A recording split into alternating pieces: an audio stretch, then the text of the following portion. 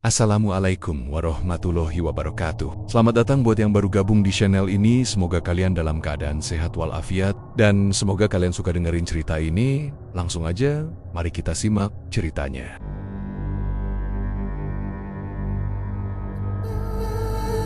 Rina, seorang gadis berusia 30 tahun, adalah sosok yang dikenal ramah dan pekerja keras di tempatnya bekerja, sebuah supermarket di pusat kota. Setiap pagi, ia datang lebih awal dari karyawan lain, menyapu lorong-lorong rak, memastikan harga-harga di label sudah sesuai, dan selalu tersenyum kepada siapapun yang menyapa.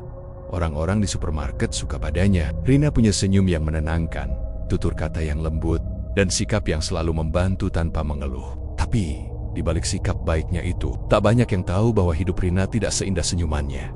Rina menjalin hubungan dengan seorang pria bernama Dedi, usia 35 tahun yang sudah hampir 2 tahun menjadi kekasihnya. Awalnya, hubungan mereka baik-baik saja. Dedi bekerja sebagai sopir antar barang untuk sebuah gudang logistik. Mereka sering bertemu sepulang kerja, makan di warung sederhana, dan menghabiskan waktu bersama. Tapi, belakangan ini, Dedi berubah. Dedi mulai sering marah-marah, cemburu tanpa alasan, bahkan melarang Rina berbicara dengan rekan kerja pria di supermarket. "Kamu jangan terlalu ramah sama mereka, nanti mereka salah paham," katanya suatu malam lewat pesan suara. Rina hanya menjawab dengan sabar, "Aku kerja, Dad. Aku nggak bisa cuek sama pelanggan dan teman kerja." Namun perubahan sikap Dedi semakin menjadi. Ia mulai mengintai Rina diam-diam. Pernah suatu malam, saat Rina pulang lembur, Dedi tiba-tiba muncul di luar supermarket, menuduhnya jalan dengan pria lain. "Aku lihat kamu tadi ketawa sama cowok gondrong itu." "Siapa dia?" bentaknya dengan mata melotot. Rina ketakutan tapi ia berusaha menjelaskan. "Itu Andi, teman kerja. Kita cuma ngerjain data barang di kasir, itu aja." Dedi tidak percaya. Ia merasa dikhianati, meski kenyataannya Rina tak pernah bermain hati. Sejak malam itu hubungan mereka makin tegang. Rina mulai merasa terjebak. Tapi, ia juga takut jika harus memutuskan hubungan begitu saja. Dedi bukan orang yang bisa menerima penolakan dengan tenang. Di tempat kerja, Rina mencoba bersikap normal. Namun, wajahnya mulai terlihat murung. Beberapa temannya mulai menyadari ada yang tidak beres. "Rin, kamu nggak apa-apa? Kelihatan capek banget?" tanya Lisa, teman satu shiftnya. Rina hanya tersenyum tipis. "Nggak apa-apa, cuma kurang tidur aja." Tapi di balik itu, Rina mulai berpikir untuk mengakhiri semuanya. Ia ingin hidup tenang, tanpa tekanan, tanpa ketakutan, dan tanpa beang-beang Dedi yang makin menakutkan. Sore itu, saat menunggu bus pulang, Rina memberanikan diri mengirim pesan pada Dedi. "Dad, kita perlu bicara. Aku rasa hubungan kita nggak sehat lagi." Pesan itu hanya dibaca, tanpa dibalas. Rina menunggu sepanjang malam, tapi tidak ada jawaban. Besok malamnya, Dedi menghubungi Rina, suaranya datar tapi terdengar dingin. "Kamu mau ketemu? Ayo ketemu. Aku tunggu di dekat gudang lama, yang di ujung jalan dekat sungai." Rina sempat ragu, tapi dia merasa ini adalah momen untuk bicara baik-baik, menyelesaikan semuanya. Dan dari sinilah, cerita mengerikan itu mulai terjadi. Langit malam itu mendung, awan hitam menggantung rendah, seperti menyembunyikan sesuatu. Angin berhembus pelan, membuat daun-daun pohon di tepi jalan berdesir lirih. Di jalan sepi yang mengarah ke gudang tua dekat sungai, Rina melangkah pelan. Dengan hati yang berat, ia memakai jaket abu-abu dan celana jeans, berjalan seorang diri menuruni trotoar menuju tempat yang dijanjikan Dedi. Pikirannya bercampur aduk antara takut, gugup, dan berharap semuanya akan selesai malam ini. Ia hanya ingin mengatakan bahwa hubungan mereka sudah tidak bisa dilanjutkan. Dedi terlalu kasar, terlalu mencurigai, dan terlalu menekan. Tepat di tikungan menuju gudang, sebuah mobil hitam tua sudah terparkir. Lampunya menyala redup, dan mesin masih hidup. Rina tahu, itu mobil Dedi. Perlahan, ia mendekat. Pintu samping mobil terbuka dan suara Dedi terdengar dari dalam. "Masuk ke..." Di luar dingin. Rina ragu sejenak, tapi akhirnya membuka pintu dan duduk di kursi penumpang. Bau rokok yang menyengat langsung menyambutnya. "Mau ngomong apa?" tanya Dedi tanpa menoleh. Matanya lurus ke depan. Rina menarik napas dalam-dalam. Aku mau kita selesai, Dad. Maaf, tapi aku udah nggak sanggup. Kamu terlalu curiga. Kamu berubah." Dedi mendadak tertawa pelan, tapi tawanya dingin. "Selesai? Semudah itu, Rin? Kamu kira aku ini apa?"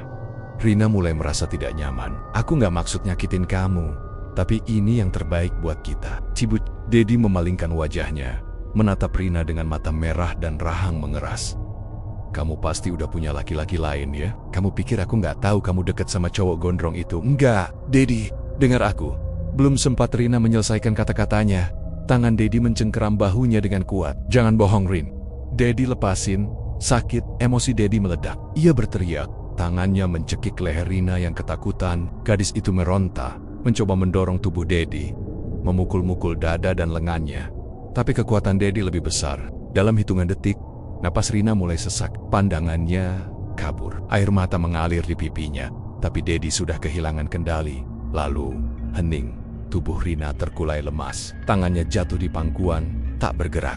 Dedi terdiam beberapa detik, menatap tubuh yang kini sudah tak bernyawa. Napasnya memburu, dadanya naik turun, tangannya gemetar. Aku nggak sengaja, gumamnya pelan. Tapi otaknya sudah tidak bisa berpikir jernih. Ketakutan mulai menguasai dirinya. Ia harus menyembunyikan ini. Ia harus menyingkirkan jasad Rina sebelum ada yang tahu. Dedi segera menyelimuti tubuh Rina dengan jaketnya, lalu meletakkannya di bagasi mobil. Tangannya gemetar saat menutup pintu. Mobil melaju pelan menuju sungai. Di belakang gudang, di sana, malam sangat sepi. Tidak ada satupun orang yang lewat. Dedi mengangkat tubuh Rina dan menyeretnya ke tepian sungai yang dipenuhi semak dan lumpur.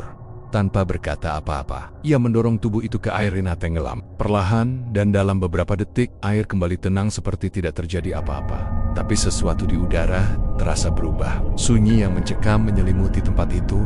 Dedi berdiri di pinggir sungai, terdiam. Hatinya kacau. Pikirannya kosong, tapi satu hal yang ia yakini, semua ini harus disimpan rapat-rapat. Tidak boleh ada yang tahu.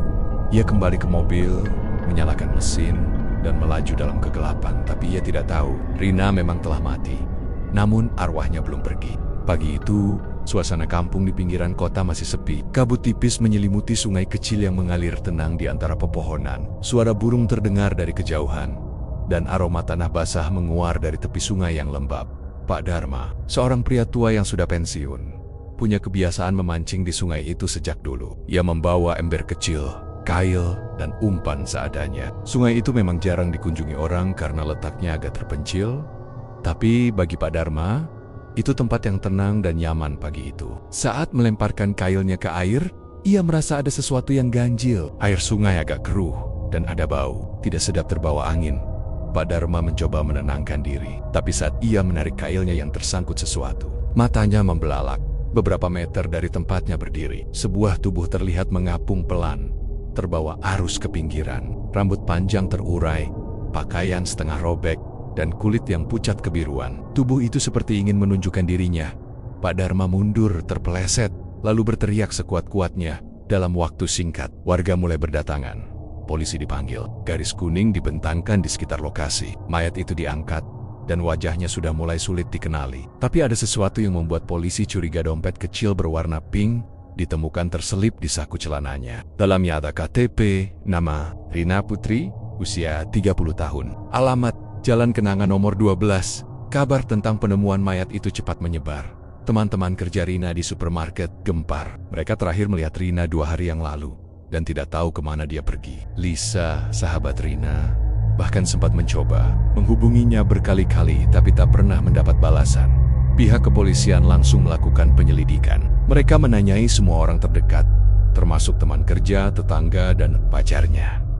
Dedi saat itu sedang duduk di depan rumah, merokok dalam diam. Wajahnya pucat, matanya cekung, dan pikirannya terus dihantui malam itu. Ia mencoba bersikap tenang, seolah semuanya baik-baik saja.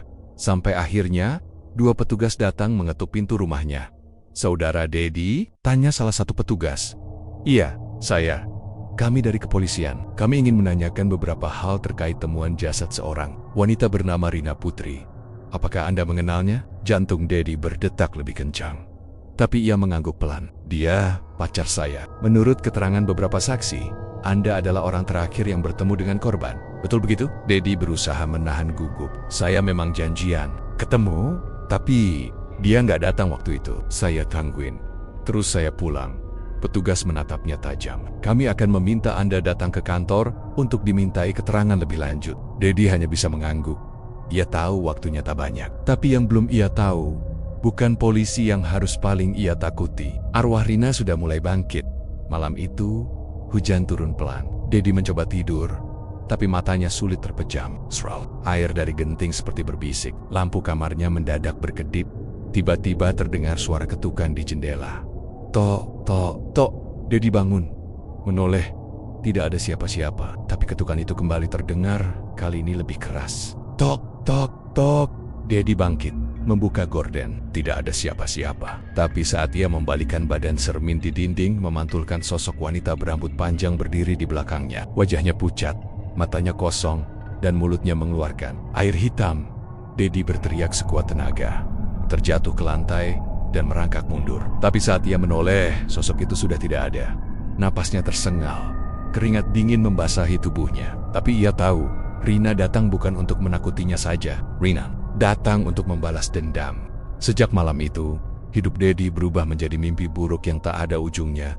Ia tak bisa tidur. Setiap kali matanya terpejam, sosok Rina muncul di dalam mimpinya. Tubuh pucat itu berdiri di tengah jalan, di kamar mandi, bahkan duduk di pojok. Kamar memandangi Dedi tanpa suara. Kadang-kadang ia hanya berdiri diam, tapi kadang juga menangis tangisan lirih yang memecah keheningan malam dan membuat Dedi bangun dengan napas terengah-engah. Wajah Dedi makin hari makin kacau. Mata sembab, kulitnya pucat, dan tubuhnya lemas seperti orang yang baru sembuh dari sakit parah. Ia tidak bisa bekerja dengan tenang, sering melamun saat menyetir truk logistik. Bahkan pernah hampir menabrak karena mengira melihat seseorang berdiri di tengah jalan.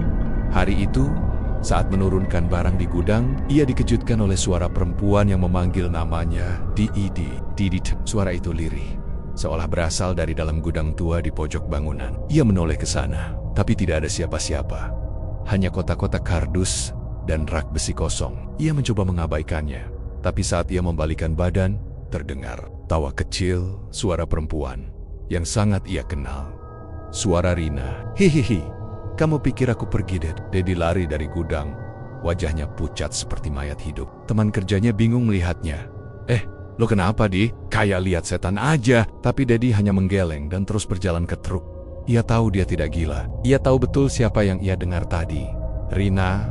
Malam berikutnya, hujan turun deras. Petir menyambar dari kejauhan. Dedi duduk di ruang tengah rumahnya dengan segelas kopi yang tak ia sentuh. TV menyala, tapi ia tidak benar-benar menonton. Matanya kosong. Ia hanya menunggu-menunggu kapan sosok itu akan muncul lagi.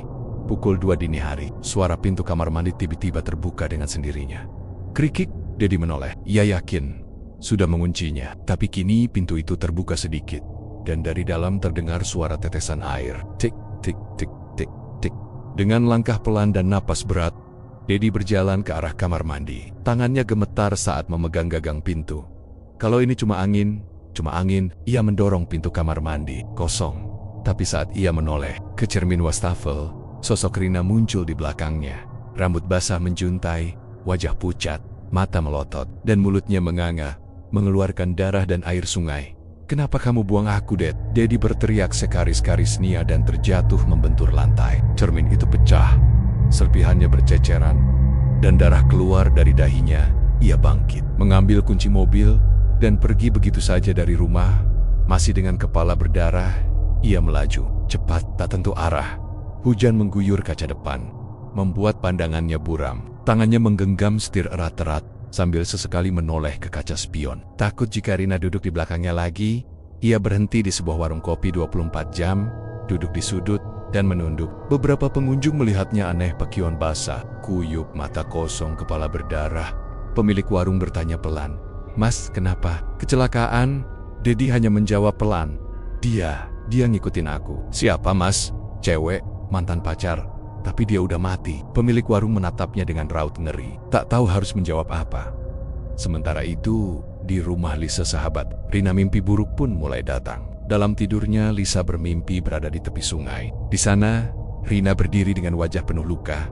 Tangan terulur seolah meminta tolong Lisa. Bilang ke semua orang, aku dibunuh. Lisa terbang sambil menjerit. Ia menangis. Dadanya sesak. Ia merasa mimpi itu bukan mimpi biasa. Keesokan harinya, ia memutuskan pergi ke kantor polisi. Ia ceritakan tentang perubahan Dedi, sikapnya yang posesif, serta mimpi yang ia alami. Polisi mulai mempertimbangkan kemungkinan kasus pembunuhan, bukan kecelakaan seperti yang semula dikira. Dan di sisi lain, Dedi semakin kacau.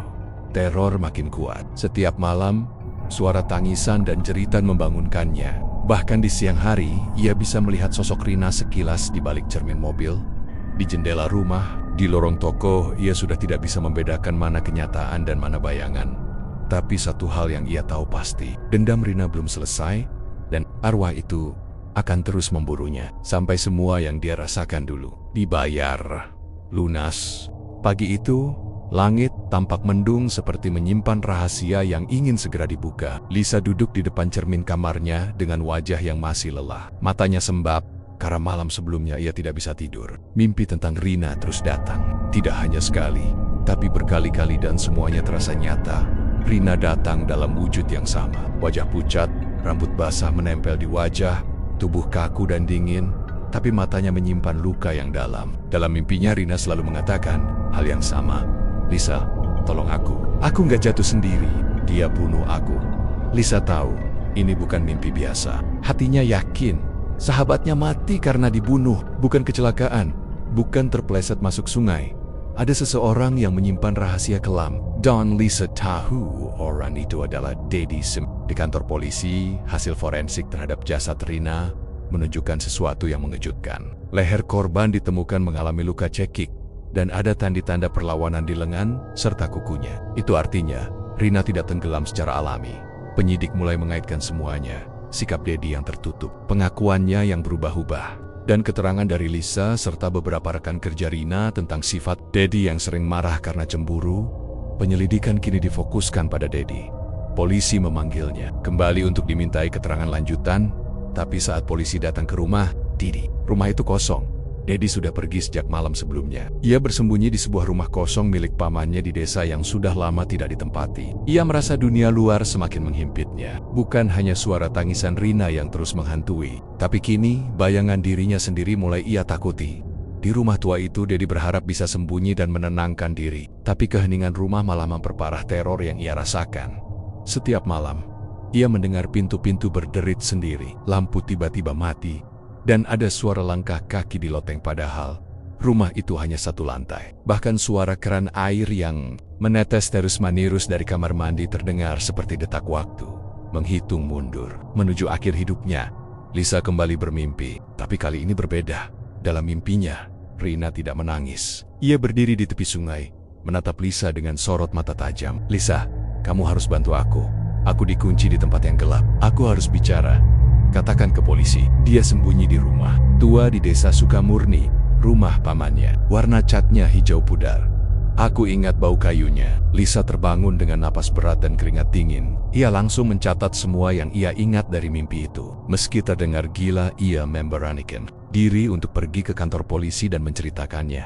Awalnya, polisi ragu. Tapi ketika mereka mencari data, ternyata benar Daddy memang memiliki kerabat di desa Sukamurni. Dan rumah yang dimaksud cocok dengan deskripsi Lisa. Tim polisi langsung bergerak. Di rumah tua itu, Daddy mulai kehilangan akal. Ia tidak makan, tidak tidur, dan terus berteriak sendiri. Malam itu, ia duduk di lantai ruang tamu, memeluk lutut sambil bergumam. Maaf Rin, aku nggak mau, aku cuma emosi waktu itu. Tiba-tiba, lilin yang menyala di depannya padam tertiup angin dingin entah dari mana. Dan dari kegelapan, suara yang sangat ia kenal mulai terdengar. Pelan, namun menusuk, kenapa kamu bunuh aku? Daddy mendongak. Dari kegelapan, sosok Rina berdiri hanya beberapa langkah darinya. Wajahnya sudah membusuk, matanya penuh darah, dan mulutnya menganga. Daddy menjerit, merangkak mundur ke dinding. Tapi sosok itu melayang mendekat. Aku belum tenang. Kamu ikut aku. Tepat saat itu, pintu rumah didobrak oleh polisi. Cahaya senter menyinari ruangan. Daddy, turun tangan. Kamu ditangkap atas dugaan pembunuhan Rina Putri. Namun yang mereka lihat adalah pemandangan yang mengerikan. Daddy tergeletak di lantai. Tubuhnya kaku, matanya melotot, dan mulutnya masih terbuka seolah ingin menjerit. Tidak ada luka, tidak ada darah, tapi jelas, Daddy sudah mati. Polisi bingung, tidak ada tanda-tanda kekerasan. Si Kinek, jiwanya dicabut oleh sesuatu yang tak kasat mata. Di dinding kayu dekat tubuh Daddy, tertulis sesuatu dengan paku berkarat, seperti digoreskan oleh tangan yang tak terlihat. Keadilan telah datang. Lisa yang menunggu kabar di luar rumah polisi menangis. Saat mendengar berita kematian Daddy, ia tidak tahu harus merasa senang atau takut. Tapi jauh di dalam hatinya, ia tahu arwah Rina sudah mendapatkan keadilan. Dan sejak hari itu, mimpi-mimpi buruk Lisa pun berhenti. Sejak kematian Daddy yang misterius, suasana di kampung tempat rumah tua itu berada mendadak berubah. Warga mulai membicarakan kejadian aneh yang terjadi malam itu. Mereka yang tinggal tak jauh dari lokasi mengaku mendengar suara jeritan laki-laki dari dalam rumah yang sudah lama kosong itu. Padahal, saat polisi tiba, mereka tak menemukan siapa-siapa selain tubuh kaku Dedi. Kabar ini cepat menyebar, dan tak sedikit yang percaya bahwa arwah Renala yang mengambil nyawa Dedi bukan karena dendam semata, tapi karena keadilan yang tak bisa diberikan oleh hukum manusia.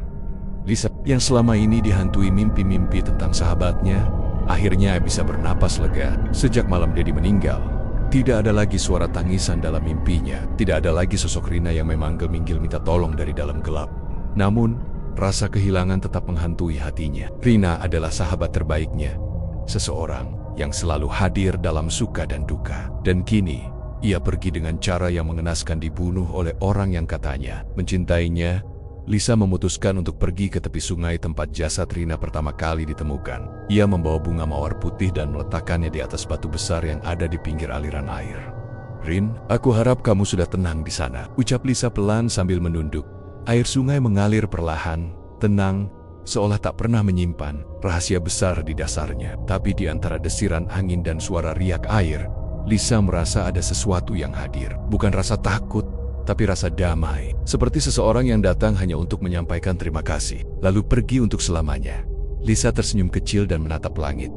"Aku akan terus doakan kamu, Rin." Beberapa hari setelah pemakaman Dedi, polisi resmi menyatakan bahwa kematian Rina adalah kasus pembunuhan dan Dedi adalah tersangkanya, meski tidak sempat menjalani proses hukum sepenuhnya. Mereka menyimpulkan berdasarkan bukti forensik dan keterangan saksi. Kasus ini menjadi bahan pembicaraan luas. Media lokal menuliskannya sebagai pembunuhan tragis karyawan supermarket, misteri kematian dan dendam dari Sungai Sunyi. Banyak yang penasaran bagaimana Dedi bisa meninggal tanpa luka, tanpa jejak kekerasan, seperti orang yang dihantui hingga jiwanya hilang. Tapi bagi Lisa dan mereka yang percaya pada hal gaib, jawabannya jelas.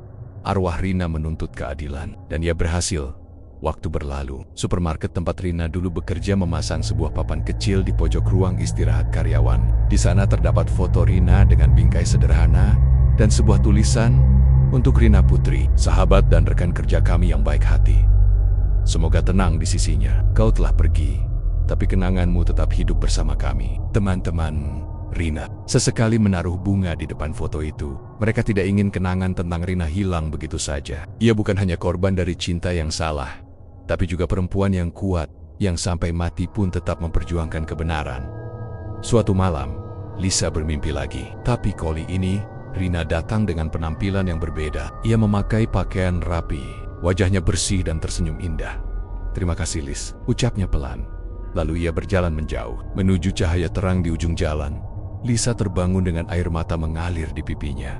Tapi kali ini, bukan karena takut, melainkan karena bahagia. Rina sudah benar-benar pergi, dan ia sudah tenang. Meski kematian Dedi telah menyelesaikan misteri di balik tewasnya Rina, bukan berarti semuanya kembali seperti semula. Beberapa orang mulai mengalami kejadian aneh bukan oleh arwah Rina, tapi oleh jejak kegelapan yang ditinggalkan Dedi. Lisa mulai menyadari bahwa dendam yang begitu dalam tak selalu meninggalkan ketenangan. Ia sendiri mulai merasakan suasana rumahnya menjadi berbeda. Awalnya ia menganggap itu hanya efek dari trauma, tapi lama-kelamaan, suara langkah kaki di malam hari, suara ketukan dari jendela, dan lampu yang tiba-tiba mati sendiri membuatnya bertanya-tanya. Suatu malam, Lisa mendengar suara tangisan laki-laki dari pojok kamarnya. Ia membuka pintu perlahan, mengira itu hanya suara dari luar rumah, tapi tangisan itu terus terdengar. Dan kini lebih jelas, "Maaf, aku nggak mau." Itu suara yang sangat ia kenal. Suara Dedi. Lisa mundur beberapa langkah, napasnya tercekat. Ia mencoba berdoa, memejamkan mata. Tapi suara itu berubah menjadi jeritan-jeritan penuh kesakitan, lalu hening seketika. Setelah itu, suasana kembali seperti biasa. Tak ada yang aneh, tapi Lisa tahu masih ada yang belum selesai.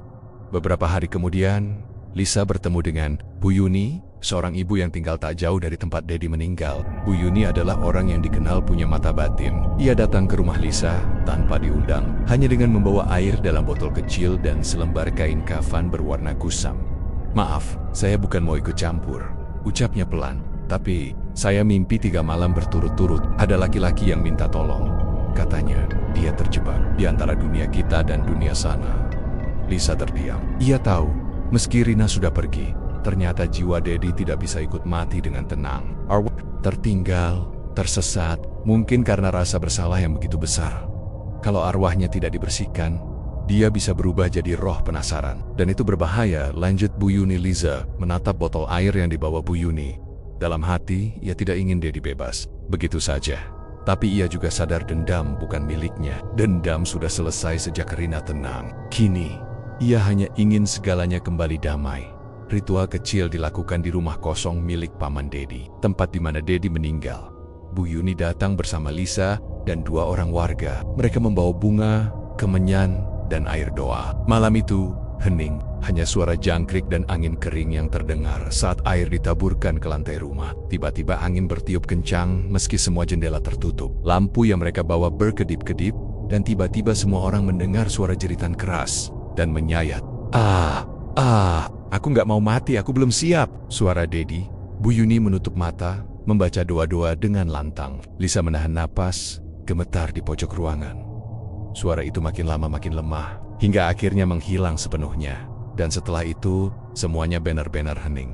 Sudah, ucap Bu Yuni lirih, arwahnya sudah pergi. Tapi bukan karena diusir, karena dia akhirnya menerima.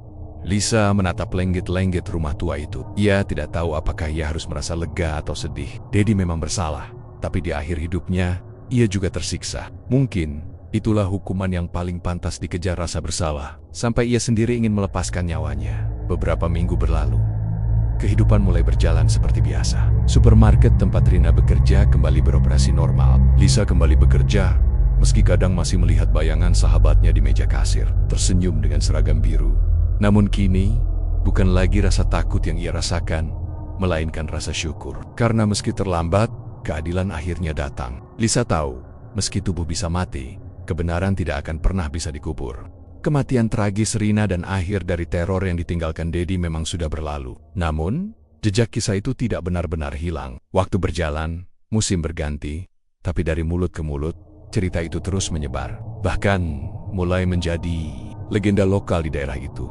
Anak-anak muda yang melewati jalan dekat sungai saat malam sering membicarakannya. Itu loh, tempat cewek yang dibuang pacarnya, katanya masih suka kelihatan kalau malam Jumat, ujar salah satu remaja pada temannya. Rumah tua tempat Dedi ditemukan meninggal pun kini dibiarkan kosong, ditumbuhi ilalang tinggi dan dikelilingi bisikan mistis. Warga menyebutnya rumah mati 2 kali, karena di dalam rumah itu, seseorang meninggal bukan hanya secara fisik, tapi juga secara batin, perlahan-lahan dilahap rasa bersalahnya sendiri. Lisa masih bekerja di supermarket, tapi kini, ia memutuskan untuk tidak hanya menjalani hidup biasa. Ia sering berbicara kepada anak-anak muda atau teman kerjanya soal pentingnya mengenali tanda-tanda hubungan yang berbahaya. Ia tak ingin ada Rina-Rina lain di luar sana yang diam-diam memendam penderitaan hanya karena takut kehilangan seseorang yang salah. Suatu hari, seorang karyawan baru bernama Mira yang masih muda dan ceria menghampiri Lisa. "Mbak, bener ya? Dulu ada kejadian orang meninggal di supermarket ini?" Lisa tersenyum kecil. "Iya, tapi dia nggak meninggal di sini. Dia pernah kerja di sini. Namanya Rina.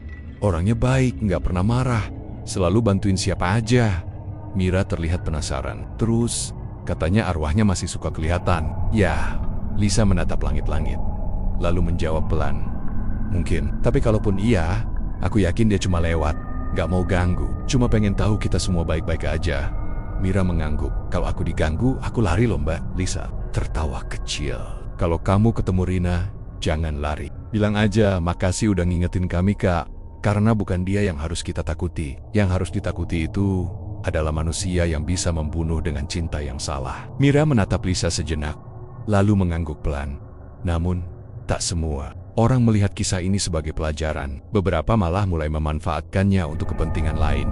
Di media sosial, mulai muncul video-video Bertima penelusuran tempat angker di rumah tua Dedi dan di pinggir sungai tempat jasad Rina ditemukan. Ada yang datang membawa kamera malam. Ada pula yang membaca doa-doa keras untuk memancing reaksi. Beberapa dari mereka bahkan mengaku melihat penampakan perempuan berambut panjang berdiri di tepi sungai dengan tubuh basah kuyup. Tapi anehnya, beberapa orang yang sengaja menantang tempat itu mengaku mengalami mimpi buruk selama berhari-hari. Dalam mimpi itu, mereka dicekik oleh sosok tak terlihat, tenggelam dalam air gelap, dan terbangun dengan leher memar.